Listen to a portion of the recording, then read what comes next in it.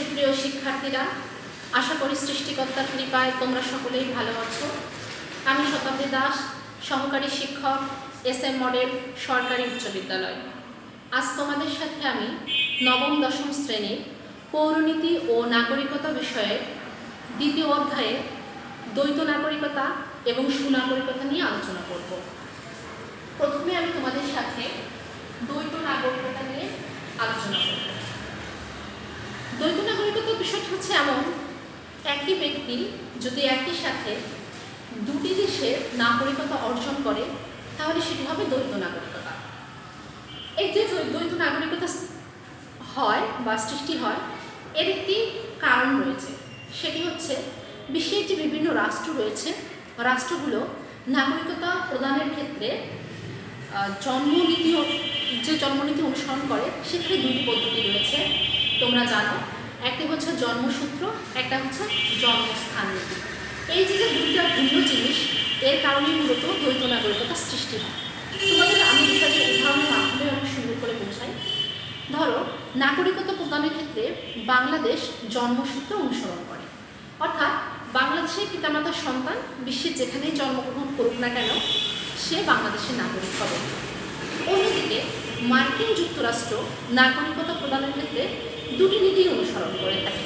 একটা হচ্ছে জন্মনীতি আর অন্যটি হচ্ছে জন্মস্থান নীতি।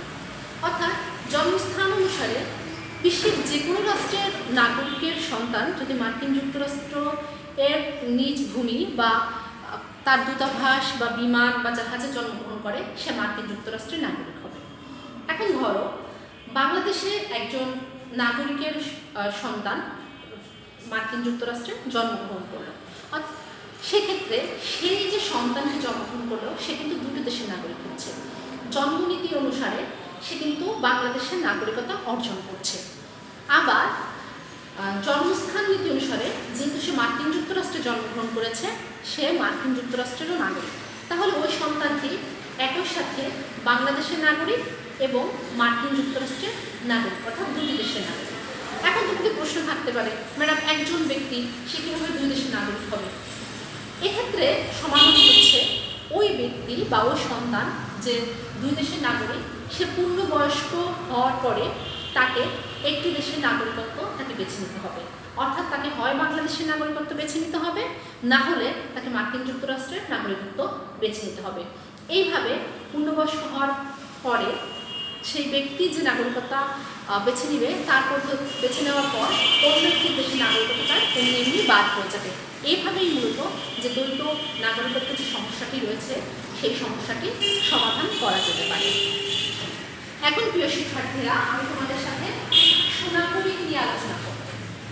আসলে সুনাগরিক হচ্ছে একটি রাষ্ট্রের সম্পদ স্বরূপ, কিন্তু বাংলাদেশ বলো, এই ভারত বলো বা আমেরিকা বলো, যেখানেই বলো না কেন, সবাই কিন্তু সব দেশের নাগরিক, সবাই কিন্তু সুনাগরিক না। দেশের নাগরিক কিন্তু সুনাগরিক না। কারণ আমাদের মধ্যে অনেকেই আছে অনেক খারাপ মন মানসিকতা, চোর, গুন্ডা, বদমাইশ, সন্ত্রাসী, চাঁদাবাজি এরা করে। এরা তো আসলে সুনাগরিক না। তাই সুনাগরিক কারা, এটা আমাদের নির্ধারণ করতে হবে এবং আমাদের অবশ্যই সুনাগরিক হিসেবে গড়ে তুলতে হবে, নিজেদের গড়ে তুলতে হবে। এখন কারা এই সুনাগরিক, কী কী বিষয়গুলো বিবেচনার পরিপ্রেক্ষিতে আমরা বলতে পারি একজন নাগরিক সুনাগরিক, এর কতগুলো হচ্ছে শর্ত রয়েছে। অর্থাৎ সুনাগরিক হতে হলে তার কতগুলো, তার একজন ব্যক্তির মধ্যে কতগুলো গুণ থাকতে হবে, সেই গুণের পরিপ্রেক্ষিতেই একজন ব্যক্তি সুনাগরিক হবে। আজ আমি তোমাদের সাথে এই যে সুনাগরিক একজন ব্যক্তি সুনাগরিক হবে কিনা, একজন ব্যক্তি রাষ্ট্রের সম্পদ হবে কিনা, সেই যে বিষয়গুলোর উপর নির্ভর করে, সেটি আমি তোমাদের সঙ্গে আলোচনা করব। একজন ব্যক্তি সুনাগরিক কিনা তার কতগুলো গুণাবলী রয়েছে, যে গুণাবলীগুলো আমরা বিবেচনা করে নির্ধারণ করবো সে সুনাগরিক কিনা। সেই গুণাবলীর মধ্যে রয়েছে বুদ্ধি, বিবেক এবং আত্মসংযম। যার মধ্যে বুদ্ধি রয়েছে, বিবেক রয়েছে এবং আত্মসংযম রয়েছে, সে হচ্ছে সুনাগরিক হবে। এক্ষেত্রে আমরা প্রথমে তোমাদের সাথে আলোচনা করব বুদ্ধি। বুদ্ধিমান ব্যক্তি অবশ্যই সে রাষ্ট্র, সমাজ, এমনকি আন্তর্জাতিক পর্যায়েও সে কিন্তু একটা সম্পদ। একজন বুদ্ধিমান ব্যক্তি খুব সহজেই যে কোনো সমস্যা, সেটা পারিবারিক হোক, সামাজিক হোক, রাষ্ট্রীয় হোক, খুব সহজে সেই সমস্যার সমাধান করতে পারে, সেই সমস্যার ক্ষেত্রগুলো চিহ্নিত করতে পারে এবং তার নিজস্ব বুদ্ধি বিবেচনা দিয়ে সে সমস্যার সম্ভাব্য একটা সমাধান সে বের করতে পারে।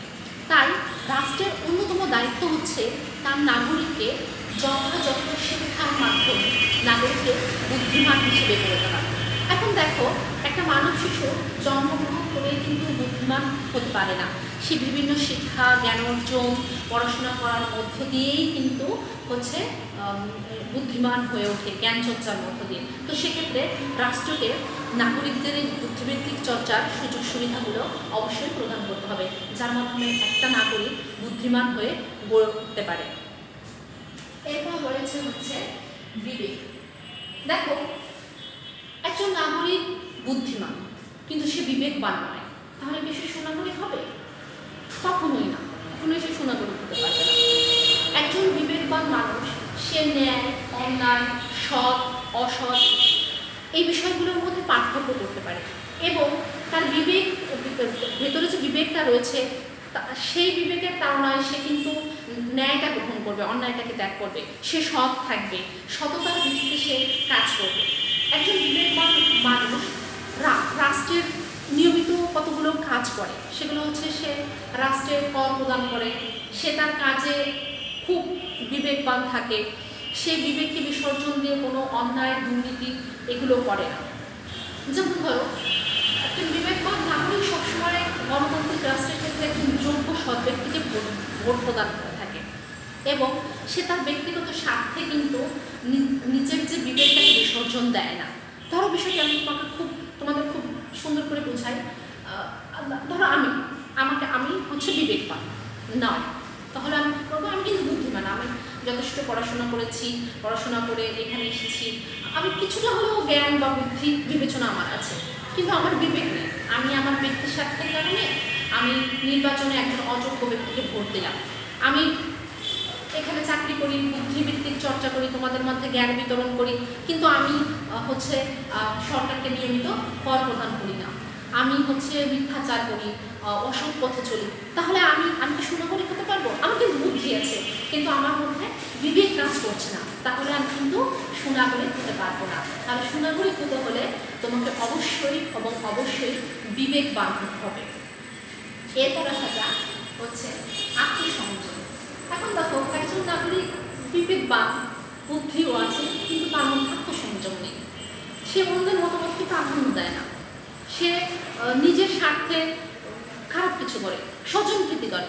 যেমন ধরো, আমি হচ্ছে শিক্ষক, আমার সন্তান তোমাদের সাথে পড়ে, আমি আমার সন্তানকে প্রথম বানানোর জন্য, যে প্রথম হওয়ার জন্য তাকে আমি 10টা মার্কস কম দিয়ে দিলাম, তাহলে কি আমার যে লোভ কাজ করতেছে আমার সন্তান ফার্স্ট হবে, সমাজে আমার চরিত্র বলবান হবে, তাহলে আমার সুনাম হবে, আমি আত্মসংযম করতে পারলাম না, তাহলে আমি কি সুনাগরিক হতে পারবো? আমি অবশ্যই সুনাগরিক হতে পারবো না।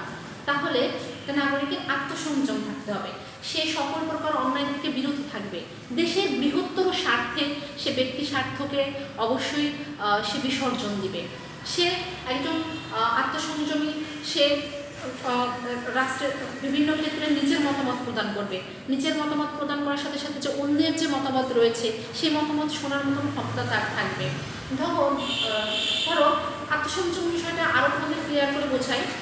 ধরো একটা ব্যক্তি হঠাৎ করে এসে আমাকে একটা গালমন্দ করবে, সে লোক খারাপ, তার বুদ্ধি নাই, তার বিবেক নাই, সে সুনাগরিক না।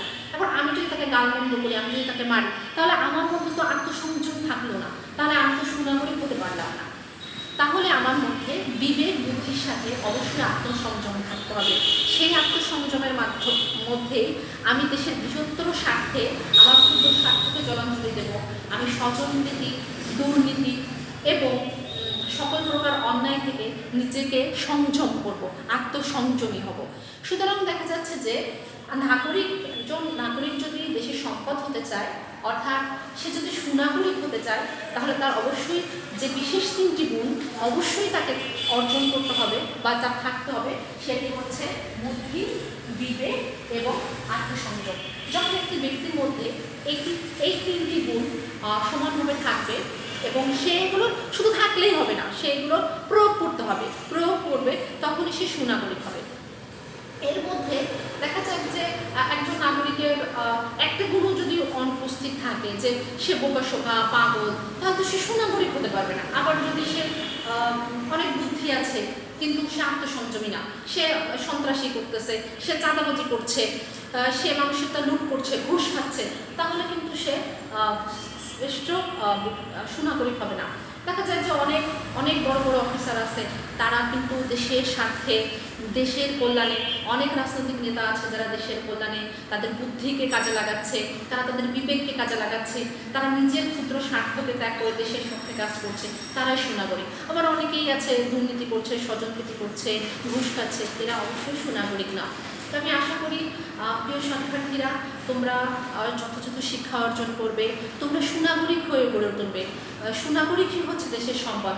দেখো, যদি তুমি খারাপ হও, তোমার মধ্যে যদি একজন মানুষ তোমাকে বলছে যে ওই ছেলেটা ভালো না, ও খুব খারাপ, ওর কোনো বুদ্ধি নাই, ওর কোনো বিবেক বিবেচনা নাই, ও মারধর করে, ও ঝগড়া করে, ওর আত্মসংযম নাই, তাহলে নিশ্চয়ই তোমার ভালো লাগবে না। কিন্তু যদি কেউ বলে যে না, ছেলেটা বুদ্ধিমান, তার বিবেক রয়েছে, সে আত্মসংযম রয়েছে, সে ভদ্র, তাহলে ভালো লাগবে। দেখো, ভালো জিনিস সবসময় ভালো হয়। তো কে না চায় ভালো হতে, কে না চায় সুনাগরিক হতে? কেউ নিশ্চয়ই আমরা চাই না দুর্নীতিবাজ বা কুনাগরিক বা খারাপ নাগরিক হিসেবে গড়ে উঠতে।